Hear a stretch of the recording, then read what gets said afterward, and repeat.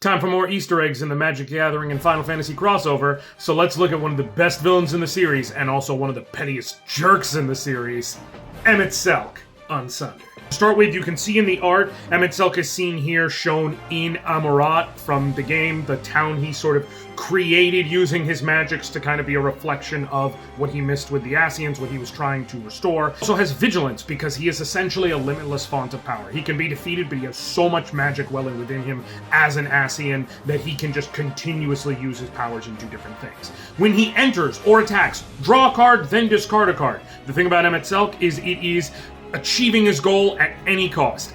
Victory is willing at any cost. Sacrifices must be made. His color identity is blue and black.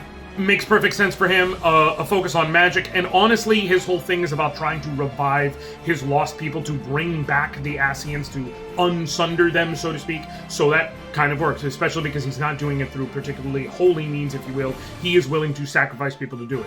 Him being a 2/4, it will matter when we get to the other side of the card, just put a pin in it for now. And of course, at the beginning of your upkeep, if there are 14 or more cards in your graveyard, you may transform him. Yes, Emet-Selch is from Final Fantasy XIV, but also keep in mind, Emet-Selch was not just any Ascian, he was a member of the Convocation of 14. 14 different Ascians who held particular positions. In fact, Emet-Selch is his title that he held on the Convocation. His actual name is Hades, Sorcerer of Eld. And so, you see all that coming together. He still has vigilance because when he loosens his bonds and just goes all out, of course he still has all his power and then some. His real name is Hades. On the other side, he was a 2/4, and now he's a 6/6. Well, 2 + 4 is 6.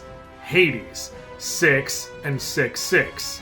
And then there's his abilities. Echo of the Lost. During your turn, you may play cards from your graveyard. Think about it. On the other side of the card, you saw him in Amarat, a literal place that he had created from memories, trying to bring back the people of old, his people. So you may play cards from the graveyard. You are reviving the Ascian culture. But then also, if a card or token would be put into your graveyard from anywhere, exile it instead. You are not actually reviving any of the Ascian culture, you are just creating memories. And so, when they die, there is nothing. It's not actual death. It is all an illusion.